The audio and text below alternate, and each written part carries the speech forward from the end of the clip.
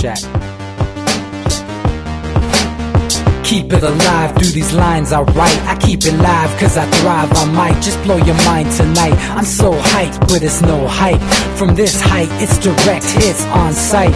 I'm your type, lend me your ears to show you that there's something in me. I'm not giving up, I'm standing right here, holding these days hostage. And I'll make this my year. We turning fear into love, and the love's in the air. I love doing this cause nothing compares. Nothing can share that same type of feeling when you feeling them flares. They can't catch it, it's havoc. I rip to a tear, switch a scenario on stereos, I leave them impaired. Variables start to change and they're all in my range. I just gotta grab it, it's all mathematics. Every step is drastic, I make it fantastic. I'm trying to take your breath away, asthmatic. This is live through the stereo. Go and let it blow, blow through the stereo. I'ma let them know through the stereo. Yo, here we go through the stereo, stereo. This is live through the stereo. Go and let it blow, blow through the stereo. I'ma let them know through the stereo. Yo, here we go through the stereo, stereo. Yeah, just nod your head with it, so explicit and vivid. Every image is intricate, intimate. I put my all into it, no scrimmage and no rules. I'm a pro tool, hear my heartbeat, beat into the vocals. I'm so loco, lost my mind, oh no. It's Ponderoso, dope, so no overdose, cause it's dope, yo. Man, this is house grown, mixed with some milestones. So I let the style flow down like the Dow Jones, bringing it with some foul tones, letting the crowd know we getting loud, so it's eardrum rudiments. Yeah, we bring it rude again. Move, little hooligan. Music for tuning in, full time to the 10. I'm on my clock like I told you. I'm doing this for dreams we pursue. Hey everybody, welcome back to the Anti-Media Radio, once again with your host Nick Burnaby here on UCY.tv. Thank you guys for tuning in. Make sure you check out our website, theantimedia.org. That's where we're posting a lot of these stories that we talk about here on the show. And make sure you bookmark UCY as well and check out all the other awesome journalists and artists and all the other cool hosts that are on UCY, because there's a diverse group of people, and it's cool. You get a lot of different views, and the best part of it all is it's independent. It's not corporate media. I'm joined here in the studio with my co-host DB Schwartz. How you doing, man? Doing well. Back in the Sunshine State here, away from the Arctic tundra, and glad to be back and able to go outside and all that good stuff in the middle of what's starting to be a winter for most people. So I guess we're really blessed. Yeah, man. We got some pretty big stuff going on. I guess the top of the list is the elections, right? And all the hype about the elections. Now, I read an article the other day that said there was literally 1 million ads. There's literally 1 million ads run in the midterm elections. Wow. And now the thing about the midterm elections is that it's not an election that many people vote at, right? Hardly anyone votes during the midterms. But to think about the money being spent, I mean, we're talking about billions of dollars right now being spent all over the place, all over the country. Every state is having a run, and it just kind of goes to show the very nature of this system. You know, it's pay to play. And one of the stories that I want to talk about first, it was just posted on the Anti-Media. We posted it on the Facebook page. About how Sheldon Adelson, which I if I remember correctly, he was the guy that was the one funding, sending millions to Newt Gingrich, right, during 2012 elections. He funneled a bunch of money to Newt Gingrich and kept Gingrich's campaign alive and all this crap. But apparently this guy is funneling almost $4 million into Florida to oppose the legalization of cannabis, which is to oppose medical cannabis, which is stuff that people need because they're sick. I mean, think of all the recent stories that we've heard lately about the little kids that are having seizures and stuff that are getting helped with cannabis and all that. I mean, this is it's a medicine, and for these people to keep it illegal, I mean, it goes against all logic. It goes against science. It goes against common sense. You know, so I mean, I want to know why these billionaires are funding all these anti-marijuana campaigns. You know? I mean, it's like reefer madness all over again. It's not. It's just follow the money. I mean, just looking it up right now, does Adelson have interests in private prisons? Yeah, billions. And that's the pipeline, man. There's no private prison industry without illegal marijuana. Illegal marijuana provides 50% of the private prison's prison base, where they get slave labor, and they make you pay for it. It's a win-win-win and a lose for society. And prohibition it's never going to work. You're never going to work unless it was really there for a reason, and it's not. It's never been to keep society safe. It's simply controlling the supply. That's it. They don't care if you get addicted. If they cared if you're addicted, like we talked about earlier, Nick, why don't we have a place where you can try a drug under the protection of a medical staff, and you can pay for that privilege, and you can experience that drug. You can do it safely. Fact is, they don't want that. They want addicts. It's the same thing with cancer. They don't want people to be cured of cancer. They don't. And they don't want addicts to be cured of their addiction because you can't stop this money pipeline. And it's just laughable. You know, when Proposition 2, which is coming out in Florida, used the argument that the black market for marijuana would explode if it became legalized, it shows how stupid they think their voters are. Because it's been shown when that it becomes legal, there's no more black market. There's none. Why would I ever go buy it from some dude on the corner when I can go to a dispensary? There's no point. And that's what I mean. It flies in the face of logic, and it's insulting. It's insulting to the voters, and really it's insulting to the people who have cancer and diseases in Florida, the retired snowbirds. They want to smoke, man. That's it. The opposition is only coming from people that are hopelessly brainwashed. Yeah, the funny thing, too, is that even insinuating that a marijuana black market is a bad thing is just pure propaganda. I mean, how many black market marijuana dealers do you know that's killed people? I mean, it's a pretty rare thing. And in fact, I remember when the toxicology report came out about Mike Brown, they tried to use the fact that he had marijuana in his system as a demonizing thing. When I see something like that, I'm like, well, then it's even less likely that he was aggressive towards the cop because the kid was probably stoned. So it's even less likely that he was trying to kill the cop. So, I mean, they try to pull these things out, to demonize them in the face of old people. Well, the problem is that it's the old people in Florida that now want to smoke. Yes, they're hurting. They're dying. And so the reason why they want legal cannabis is because they don't know anybody really to get it on the streets. And the people they do know probably take advantage of them because they're old and stuff. Or rob them. So, yeah, the old people want to have dispensary access. I mean, it's just, it flies in the face of everything that has a shred of any thought behind it. Why? Why is it okay to market cigarettes and alcohol to children, which they do on the regular? You look at advertising, it's during sports events. Children are always at sports events with parents. So it's ridiculous. It's like marketing fast food. And now what? A plant that grows out of the earth is the new demon weed?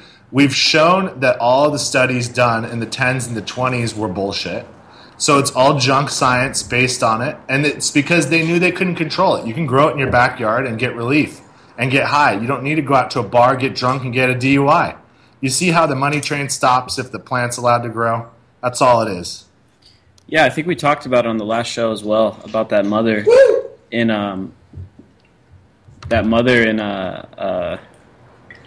Minnesota, was it? Yeah. Where she was treating her son, which was a teenager.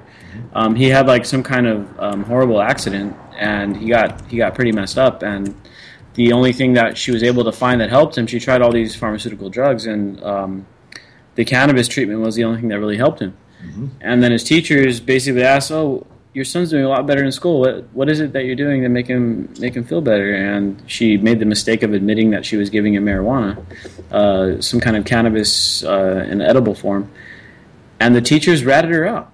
Yep. And now she's facing like 4 years or something in jail because of it. Angela Brown, she's headed to trial despite the fact that they just passed a law in Minnesota allowing the use of cannabis oil for medicinal purposes, because she jumped the gun because her child was hurting and having seizures and dying, and she couldn't bear to stand watching it, and she couldn't afford to move to Colorado. Okay, and this is if we have compassion as a country at all, why would we not allow something that's been on the earth forever that we co-evolved with? We have a cannabidol system which functions as a basically primary immune system that will kill all of these mutated cells out before our regular immune system has to deal with them. And why is it, why do they keep it locked up? The patent. The patent keeps it locked up. That's the only thing that does it. If the United States citizens said, guess what? We're going to all go to the patent office and contest the patent for marijuana, it will be legal tomorrow because there will be no reason to keep it illegal because we'll all have access to it because we can grow it without fear of prosecution. And it would change our country overnight. And I guess if there's anything to get behind, if a politician's advocating legal marijuana, support him because it would change our whole economy around and take the power from the elites back to us. Yeah, man. And that's one of the reasons why I think people really should jump behind this Proposition 2 in Florida. Because obviously a guy that's got interest in keeping this stuff illegal is bankrolling this thing. I mean, this is the worst crony capitalism kind of example that we can actually, really see with the blind eye because it's actually reported on. You can see this stuff happening. You can see these millions of dollars flooding into these political campaigns. Mm-hmm. And it just goes to show how co-opted the system really is. And now, more on this voting stuff, and we're hoping to get a special guest later to talk a little bit more about these elections tomorrow. Everyone listening knows that I'm not a huge voter or anything like that, but I'm not going to say you shouldn't. I'm not going to say you should. With the blind eye, because it's actually reported on. Sorry, we had a little glitch there. So one of the props, the prop in Florida is one that we should basically be getting behind. And like you said earlier, it's not so much about these candidates that are running. I mean, nobody's going to save you, right? We can't be putting our hope into these mystical figures that we call politicians. We all know how fallible these people are. But to get these other laws changed, and most of the time these are laws that are just rolling back other laws, right? That are unjust laws. Like, for instance, with Prop 2 in Florida, they're having marijuana illegal is an unjust law, right? Oh, yeah. Because it's not harming anybody. You're just controlling people's private lives. You're impeding on their liberties and their freedom. If people tried to ban tobacco, I mean, there'd be a complete uproar. Yep. Tobacco kills way more people than marijuana does. Yep. So a lot of these things are just rolling back these laws. And that's also what's going on with Proposition 47 in California. And this is another one that people need to get behind. And you guys got to, wherever you're at, I mean, whatever state you're in, if you're going to vote, make sure you look into these propositions and stuff because this is where you could probably make the most, where you can make the most of your vote. Voting for some kind of politician obviously isn't going to be the greatest idea. But Proposition 47 is also another instance of basically rolling back these unjust laws. And I'm just going to go over just a quick summary of Prop 47, and then we have a caller on the line as well. So let me just go into this. Proposition 47 would reclassify possession of heroin, methamphetamine, and other illegal drugs, and theft of $950 or less as misdemeanors in California. If the measure passes, California will become the first state to defelonize all drug use, opening the door for similar efforts in other states. So we have a caller on the line from 818, I believe. How's it going, man? You're on the Anti-Media. What do you want to talk about? Hey, what's up? How you doing? Pretty good. Yeah, you guys were talking about legalization of marijuana and stuff like that. Well, if the government is trying to keep everything that might work, in the right way, illegal, it's like the comment that was said, by this congresswoman. You had all these, young black men that were arrested for selling weed, and now the white man is going to get rich over, selling the weed because they're the ones that have the powerhouse, and stuff like that. And so one of the things that I've been, very vocal about is, we need to start growing hemp in this country too. But unfortunately, the government puts hemp and marijuana in the same basically same list and stuff like that. So that's why I always tell people that you have to kind of really know what you're talking about, and the difference between hemp, and hemp's a good product, stuff like that. So and on the voting thing, don't bother to vote. Your vote is just obsolete. The whole system's corrupted, so don't worry about the voting. Yeah, man. I mean, I think I'm pretty much in agreement with you on the voting thing. Now, I don't want to discourage anyone from voting for these propositions and stuff, because, if you look at what we passed, Prop 215 in California, right. What was it? What was that in the late 90s, early 2000s? Mm-hmm. And we kind of set the stage for marijuana legalization, all around the country, more or less, right? Like Colorado and Washington, a bunch of other states have medical, and that's what Florida is trying to do, is get the medical stuff going. Yeah, I think that we can really safely say for Super or not so Super Tuesday tomorrow that the candidates doesn't matter, but the propositions still do. And the reason is because it's spelled out, and the candidate can just make a promise. And I think if we came to a point where police had gotten to be liable personally for their actions the same way a politician would, we would see a complete change. Imagine if everything he signed off was criminally liable. You said you were going to do this, you didn't. That's fraud. You're going to jail. We need to get to that point. If there's no accountability, why would they change? Why would they cater to the stupid people that don't keep up on the issues?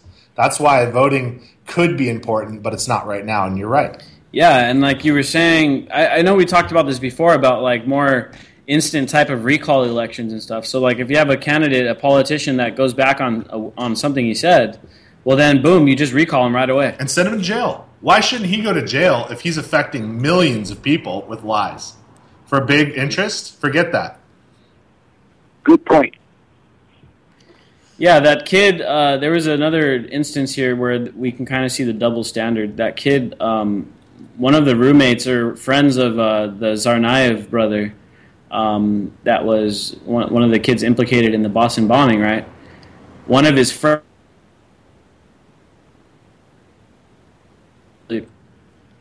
the crime that he was charged with and just sentenced for, lying to the FBI. Yeah. He got sentenced to jail for lying to the government. Right. And it's like that meme. It's like that meme. I'm sure everybody's seen it, where it's like, if the government lies to us, it's called politics. If we lie to the government, it's like criminally punishable. And so there's a huge double standard. I mean, the people that are supposed to be, keeping the country going correctly, the people supposed to be keeping the country going, I mean, these are the ones breaking the biggest laws. These are violations of the Constitution, which is the supreme law of the land, supposedly. Right. Yeah, you get caught with a little joint in your pocket in the wrong state, in Texas or whatever, and you're going to the big time. Well, the legalese used in our current law system is so duplicitous. If you get a genius representing you, you're off, because he's going to find a loophole, and it was left with loopholes. It was left so the wealthy could buy them, unless they completely incriminated themselves, that if there was a shred of doubt, a good lawyer can make it go away. This is the separating factor in justice and really in our world right now.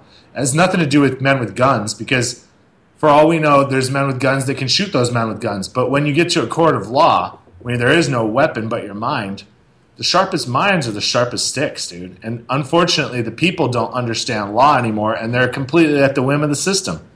Yeah, and I think we could segue right into this thing that I got here about Obama. And this is from The Atlantic. And I want to go over this, too, afterwards. Don't let me forget about the media and how they've changed and why, because we saw the exact same thing happen with Bush. But let's take Obama as an example of one of these politicians that said he was going to do something and obviously didn't. Here's a list from The Atlantic, and keep in mind this is written from a more left point of view. Yes. So these are the concerns that even progressives should have with Obama. Yeah. He spied on every American. Number one, covered up torture, continued the war on drugs and its ruinous path towards hurting minorities, and entire foreign nations, which would be Mexico, Guatemala, and other countries like that. Killed hundreds of innocent people in drone strikes. Waged war illegally and killed an American citizen without due process, while suppressing the legal reasoning to do so. Let high-ranking national security officials break the law with impunity, and persecuted whistleblowers. So this is just a list of a few of the things that Obama has done that he basically claimed he wouldn't do when he was running. And you know, if we were in a truly Republican-style government, I would say, you know what, Obama needs to be impeached over these offenses. But at this point in time, what in the world would impeaching Obama actually accomplish? I mean, at best, you got Joe Biden, or you're going to have just a special election, an election that's cut short. And then we're going to replace him with a Mitt Romney or a Jeb Bush or whatever. So, you know, to me, it's like impeaching Obama over these crimes is not going to really solve anything, because at this point in time, the election system is messed up, right, especially when it comes to electing politicians. That's true. Yep, and really, honestly, the only chance we have of that would be the military stepping in and just saying, this is it. This is too much fundamental change of what we're about, trampling on the Constitution without any say from any citizen. You know, and then basically allowing the borders to come down so you get this massive influx of people who are going to vote illegally for you.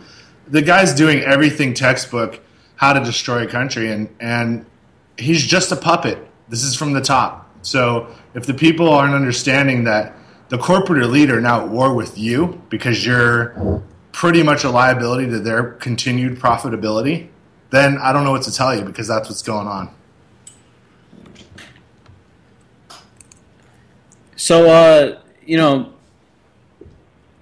I guess it comes down to, how do we fix the electoral system, right?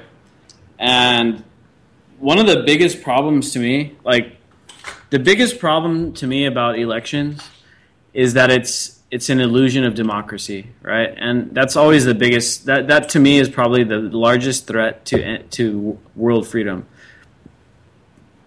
is enormous countries with enormous resources, enormous power, that have this illusion that they're in a democracy. And that's exactly what the United States has become, right?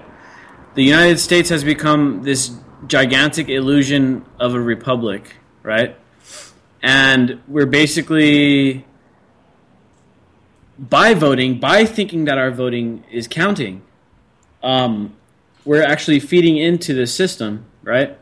And we're making ourselves believe that, oh, well, you know, at least my vote was counted today and my voice was heard.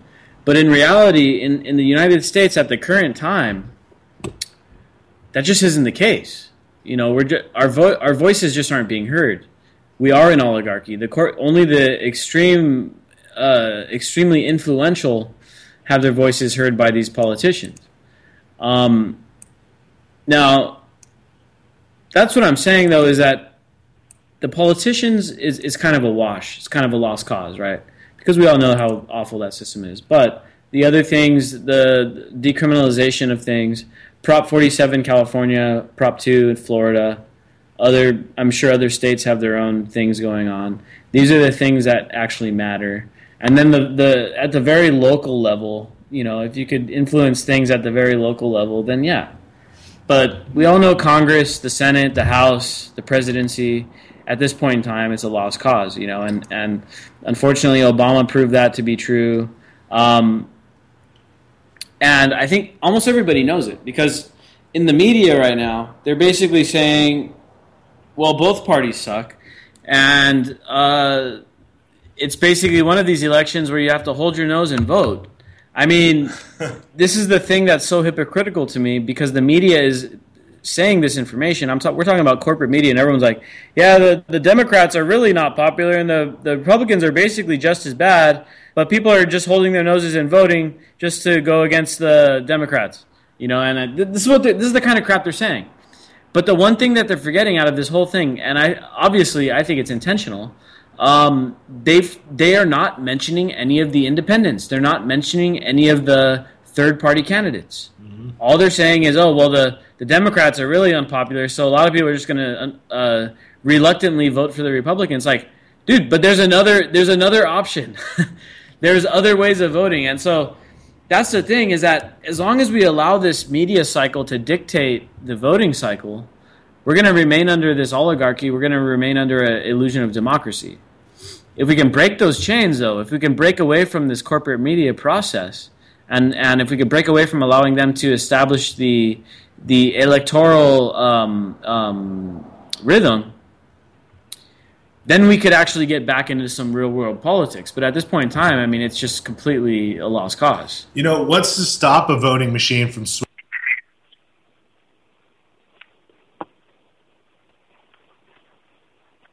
it doesn't count for anything, especially with the Electoral College and a presidential vote. So Bit Congress, we've brushed on it before. It's a natural progression, and that's what's going to happen. It's got to happen. People have got to become politically engaged, or don't. I don't care if you do or don't, but how do we now mitigate the problems of society when you have a massive population that just is apathetic? How do me and you stuck in the middle? We're not billionaires, but we're not sheeple. How do we create some kind of a middle ground? Because we're really the sheep herders. It's not these wolves with the billions, and it's not the cops with the guns. Me and you are the sheep herders. How do we get everything going the right way? How do we lead society to greener pastures without a civil war, which they want, or basically making the political structure pointless and we don't engage anymore and then we give up? What is the choice, death or slavery? Doesn't sound to me like a very good combo. So how do we fight our way out of it? Well, you know, the thing to me, and I'm sure Manny can probably attest to this too, is that the young people, man, we're completely disenfranchised with this government, dude. The last time was in 2008 when people gave it that one last shot. We're like, you know what? Bush was so freaking bad that we're actually hyped up about this election, and we all voted for Barack Obama. A lot of people that were young voted for Barack Obama. And what did they get? I mean, DB, you voted for him, right? In 2008? 2008, yeah. I did. I bought into the Kool-Aid because McCain looked like he was on death's door, and I didn't want President Palin.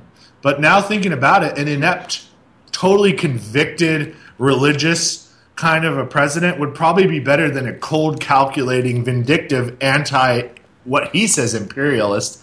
But let's be honest, he wants to push a new world order just like every other president does. So how do we get away from it?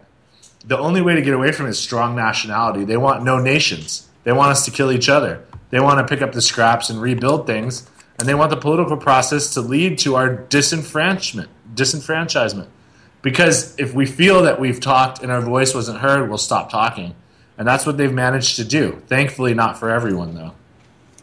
Yeah, man, and that's the thing, is that at this point in time, I think they said, 5% of millennials were following the midterm elections closely? They just don't care. Because we've been so disenfranchised, man, and it's been so long. It's been, the 60s really kicked off a lot of this struggle, dude, where, people were actually trying to gain a voice and stuff.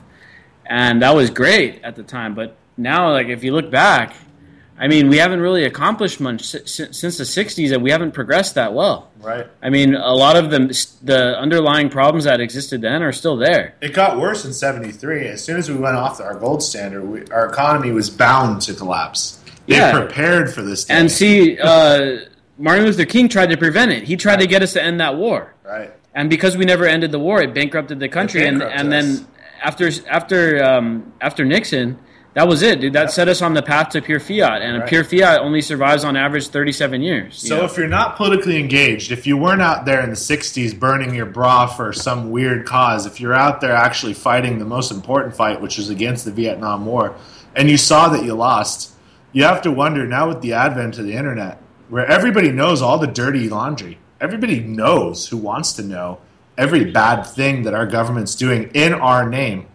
And why eventually blowback will come home to roost. It has to. And everybody's going to be real surprised when bombs start dropping for 40, 50, 60, 70 years of the most absolute insane foreign policy, the most genocidal foreign policy, democide, that's ever existed in history, and wonder why things are going to end the way they do. Well, read a freaking history book. I mean, what else can we do except educate? It's kind of like that when that shooter went off a couple weeks ago in Canada, and everyone's like, "Oh my God, how can it happen in Canada?" Yeah. You know, we're so peaceful. It's like, dude, you've been part of the war on terror for 13 years. Right. Longer. 91, they were in there. Yeah. So I mean, for the blowback to come this late and for only one guy to get shot, you guys should be thankful. Like, don't you understand that was staged, you morons? That's not a terror attack. That's a lone gunman. You haven't seen a terror attack yet. Even the Twin Towers wasn't a terror attack. That was very coordinated. A terror attack kills thousands, if not millions, indiscriminately. It doesn't make two towers come down in a pancake. Okay? You just need to think with your head. Yeah, this is small scale stuff. You know what I mean? The stuff that the U.S. does is the real terrorism. A lot of time, dropping napalm on whole jungles and stuff like that. I mean, yeah.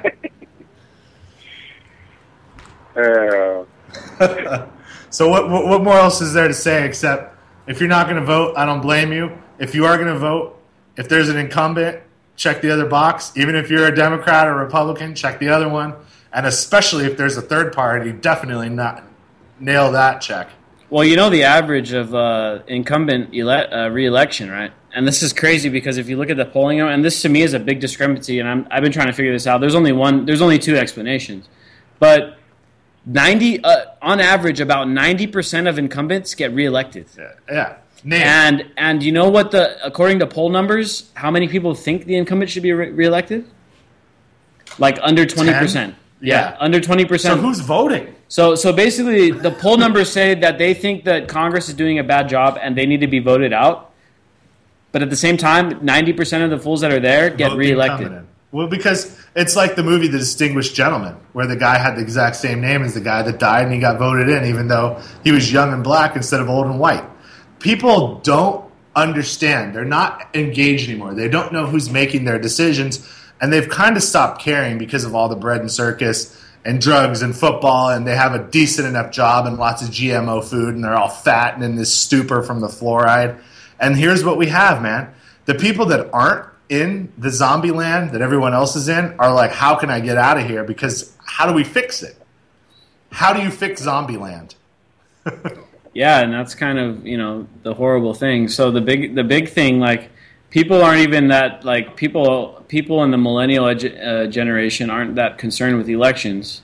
But what they are concerned with, at least partially, is Black Friday and stuff like that. Right. And so you got to remember that it's not just one thing. It's not just the government that's screwing us, but it's the materialism, it's the corporate media, all this brainwashing and consumerism and all that stuff. All the green screens. I mean, it's all stuff that needs to be addressed. Is consumerism our biggest problem? No.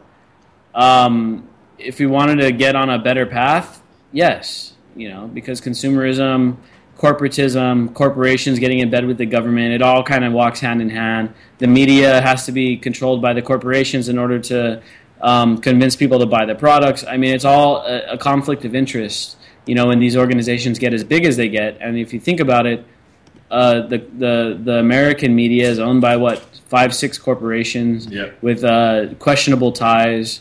General Electric, in fact, was owned NBC or one of those companies for a long time.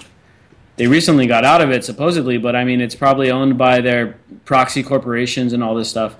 So there's a big conflict of interest there with the media, between the media, the government, these corporations. And like I was saying, all these media outlets are saying, yeah, this is most voters aren't satisfied with the Republicans or the Democrats, but they're going to go ahead and vote one or the other just because.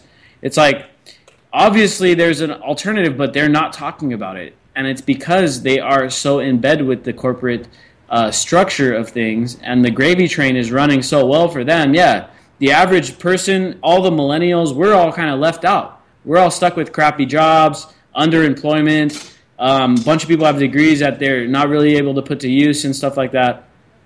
So we're pissed off about it. But these guys just drone away with their literally million commercials, spending billions of dollars to get a few old people out to vote, and that's what's going to take over the Senate. And when are we going to get our internet tax movement here that Hungary just had on a tiny little 3-cent tax they were going to impose? Why are they getting so up in arms when we're having civil liberties stripped every single election. You can look it up. Every single election, you're less free. Doesn't matter how you vote. The agenda's continuing on. When will people take to the streets? Does the NFL need to be shut off for you to get mad? Will your Happy Meal need to be half the size it is today for the same amount of money for you to get mad? Hey, they rioted in San Francisco over the World Series. Yeah. I mean, who cares? Do you know how far away from reality Hunter Pence or whatever the hell that guy was? He doesn't give two shits. He makes $5 million a year. He'll never work again after his career's over, while you'll struggle every day of your life for the rest of your life. This is why bread and circus is just ridiculous. People need to get back to it. I hate to say it, but we're going to go into an eco-agrarian society in the U.S. We need small farms. We need light rail. People need free college and stop doing dumbass jobs like at McDonald's and Walmart because it's a waste of your life. And we need society, especially the rich people, to pay for it or get the hell out of our country. Because you've used it up enough already. Enough with these offshore tax loopholes.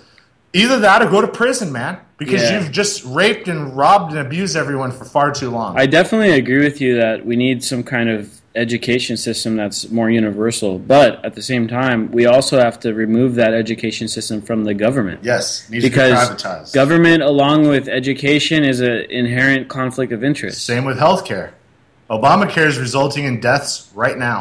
I mean, think about it, man. From the time that you started in kindergarten, you had to stand up every single day and do the Pledge of Allegiance. And from you couldn't kindergarten. even go to the bathroom. All the way up until your senior year in high school. Right. And they probably even do it in some colleges. Yeah. But, I mean, this is just pure conditioning and stuff like that. It's pure brainwashing propaganda, and the government schools feed it right to you. And it's in public culture. That's the thing. We're being preconditioned. Look at The Walking Dead. #1 show.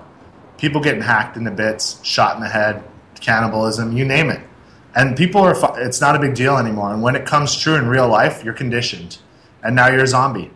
And it's all what it's about, man. It's just all a big game. It's so the people on top that don't have magic powers, there are no aliens that are going to come kill you. If there were, they would have. It's just people.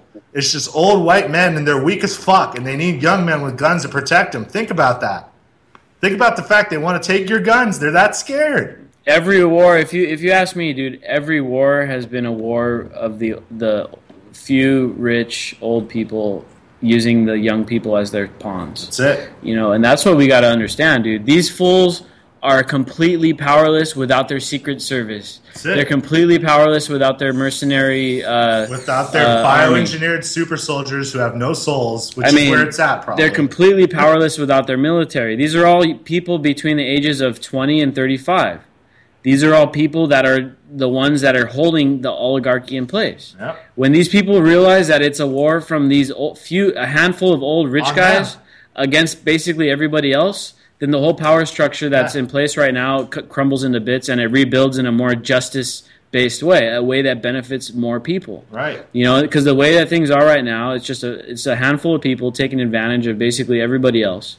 And they're protected by these shills like Sheldon Adelson, which is dumping millions and millions into the anti-legalization of marijuana propositions, and he props up people like Newt Gingrich and other establishment hacks, and who knows who else he's propping up. I mean, with these super PACs, a lot of it's dark money. You can't even tell until after the voting cycle is over where the money came from. Yep.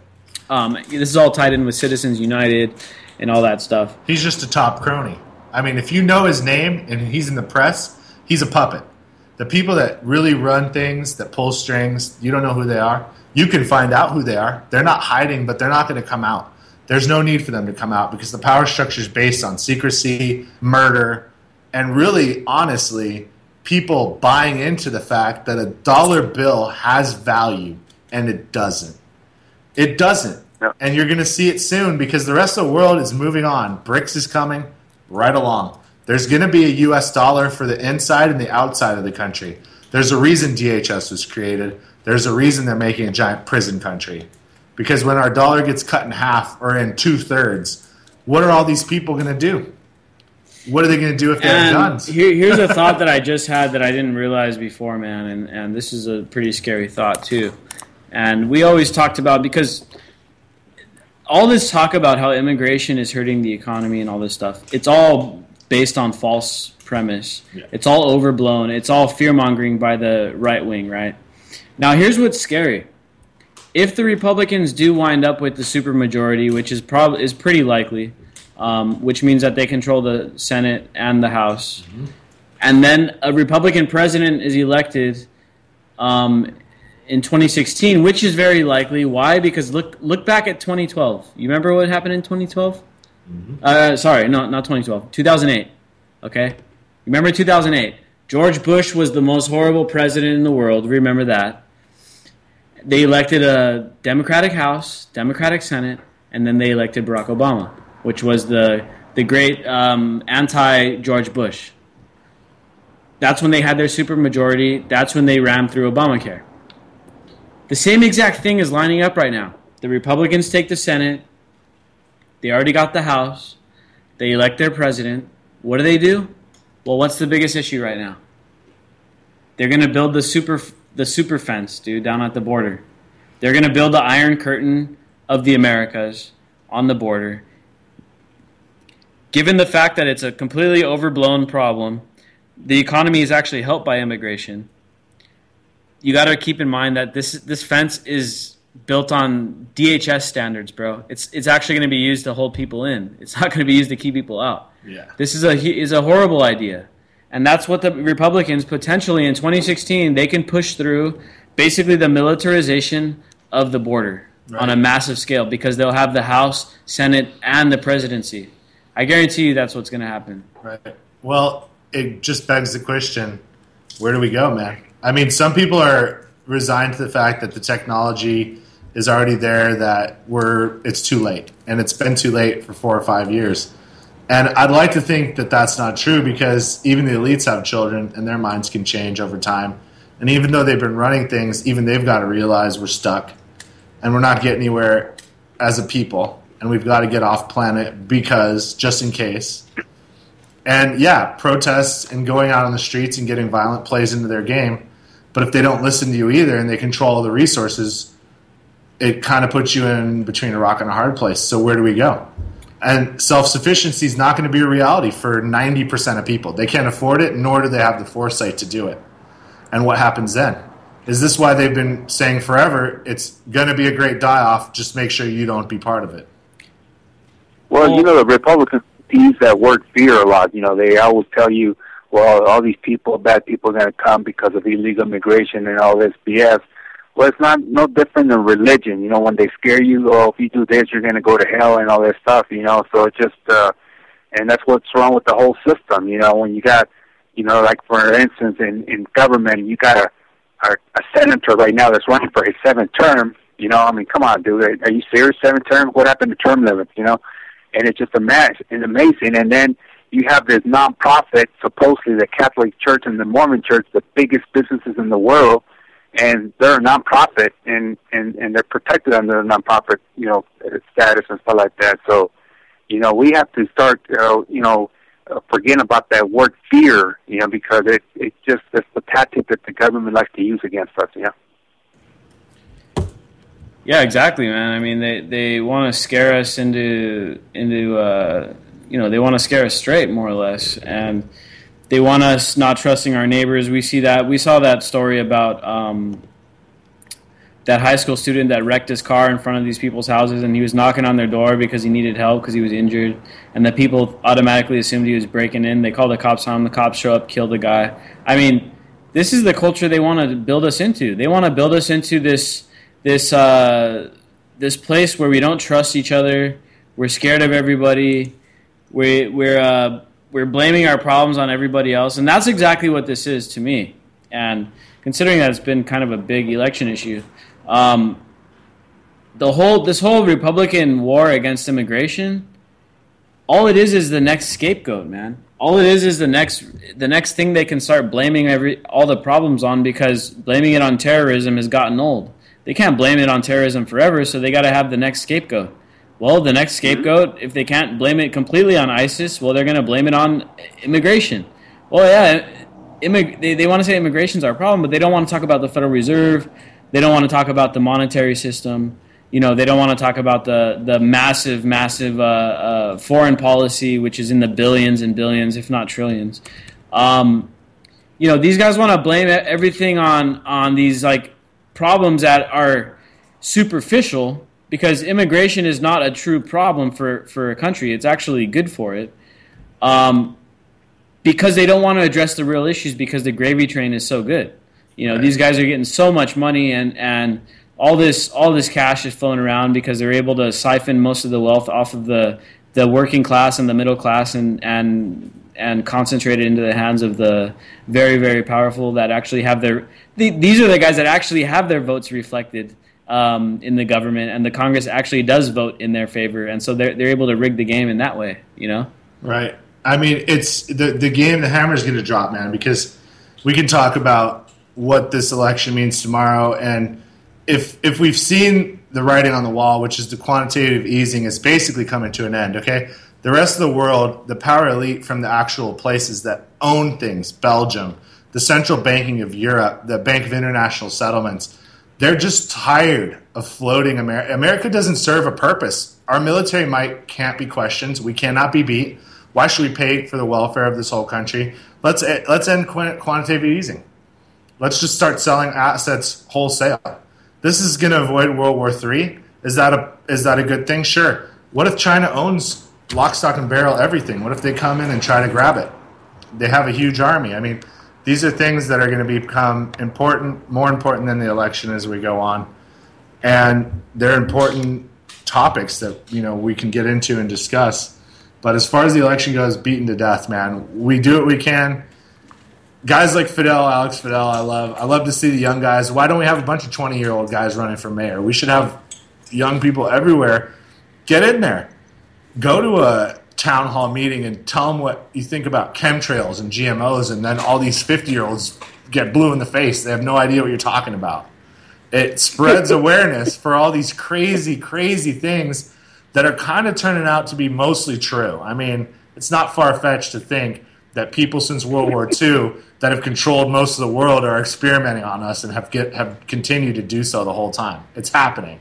Deal with it. Let's get the young generation in. They've had the internet. They have the information. They don't have the willpower. How do we engage the younger people, 25, 30, to start getting pissed off? The only way they'll be engaged is if they feel their voice is being heard. But we know the vote don't work. Exactly. That's why nobody wants to vote, is because nobody wants to vote because when they vote, their voice is still not being heard. You know what I'm saying? Everybody voted for Obama, and what the hell happened? Nothing. Nothing changed at all. In fact, things probably got worse. So that's why people aren't trying to vote, man. That's why the young people aren't trying to get out there that much, is because, I mean, it doesn't reflect. Right. We throw all these votes away on Obama and all this stuff, and it just didn't reflect. So we got to start a new paradigm. I mean, how else are you going to do it? You got to start replacing that old system, man. Yeah. With Bit Congress and ideas like that. All that stuff. What if self-determination, man? Just imagine that. Imagine that for once. Yeah. You actually have self-governance in the United States. Imagine that, dude. I mean, we are the be-all, end-all. We have the biggest military. Anything we say goes. If not, we steamroll you. Imagine if we were a force for light and good. What if we were 1930 America right now? How do we stop the continual cultural breakdown of our society, starting with the Federal Reserve in 13 and continuing on when it really started to break down in the Great Depression? Well, we are like in the 1930s right now, again. Because we are in depression-like times, because the quote-unquote Great Recession, which supposedly ended, hasn't. And that's another thing that they're actually admit in the corporate media too. They're like, oh yeah, the media, the economy has rebounded, but the only problem is that the average everyday person hasn't felt the rebound. Yeah, and they'll at least admit to that. Well, it's a high tech world. What are you going to do? There's no more factory jobs. If you don't have a high degree, what could you do besides sales, or if you get lucky doing something? Thankfully, in the U.S., you can still open a small business. Some places you can't at all. So at least we got that going. How do we take it back? How do we make misguided men with guided missiles lose their ability to push that button? I mean, Bit Congress starts it. and then we go on from there. And we get it to the point where, because we're so freaking lazy on our smartphone, it'll tell you, Dianne Feinstein today voted to repeal your access to blah, blah, blah. What do you think about that? And it comes to your cell phone because you're so apathetic, but now you can't get away from it. Now you know what's going on. Now you know Dianne Feinstein just raised taxes. You're going to get $5,000 less next year. What are you going to do about it? That's what we need, because people, even with the internet, still won't go and find things out. They won't. They still watch TV. Why? Go find the information out. And then if you get mad, you're going to make 50 people mad. And they're going to make 5,000 people mad. And then you get another 60s. And that's what we have to have. Or else what's next? They're going to get a Ferguson in every city? Is that what it's going to take? And, the sad part is they're kind of prepared for that already, too. And I think, you look at the militarization of the police, and it's all post 9/11. It's all, surplus from Iraq and Afghanistan and stuff. But you got to think: is it coincidental that they militarized the police at this time? No. And I think that these guys know, and they know damn well. The insiders know that the end of the dollar is near, and they don't know how it's going to turn out. Yeah. But they're preparing for the worst. They're militarizing police because they are preparing for the worst. And so if they're going to do that, we got to understand that they're doing that. But it's bullshit. What if we made empty lots into farms? What if there were fruit trees in every park? What if Parks and Recreation, instead of making all this landscape look pretty, started making food on our dime for our homeless, who we could be, because we're only one paycheck away from it, in our whole fucked up society and system where every day you're worried about making that dollar because you don't have shelter and food and clothing provided for by the richest country on earth. It's just crap. And we have to change. Well, food forests have to be the norm. Free housing for the homeless. Free.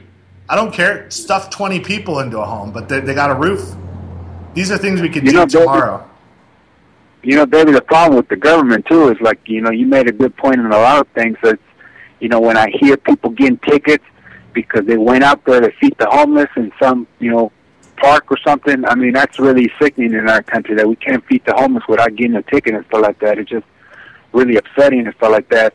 That point that you made, too, about these kids, they got to have ganas. They got to go out there and, get their lazy asses, doing something. I kind of, when it comes to immigration, I get tired of people in this country saying, hey, you're taking my job. My job, dude, I'm working in the field. Right. When I came here to this country, what are you talking about? I'm taking your job. You know what I mean? So. Well, yeah, go do that then.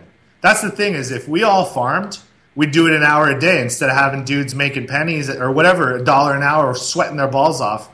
It's stupid, and they're coming up here for a better life for their children. They're not going to get, because we're broke. But we don't have to be. This used to be by far the best country in the world because we cared. We cared about each other. Yeah, we went to church or temple or the mosque, and we had something that really brought us together. We were American. We knew that if we worked hard, we'd get everything we ever wanted because we had all the resources. And the military protected us. No one could come in and invade us. And now look. We got traitors on the inside trying to break us up. We got apathetic people that don't care anymore about the Constitution that protects them. Yeah, and instead of the military being the single largest protector of the U.S., it's actually made us the most vulnerable, right? Because of all the spending. I mean, it's put us in so much debt, $16 trillion in debt or more, probably a lot more when you consider all the liabilities with Social Security and all that stuff. So things have changed, man. Like, the paradigm has shifted in the U.S. It went from being a force for preventing fascism and stuff, and now the whole fight against communism was a facade.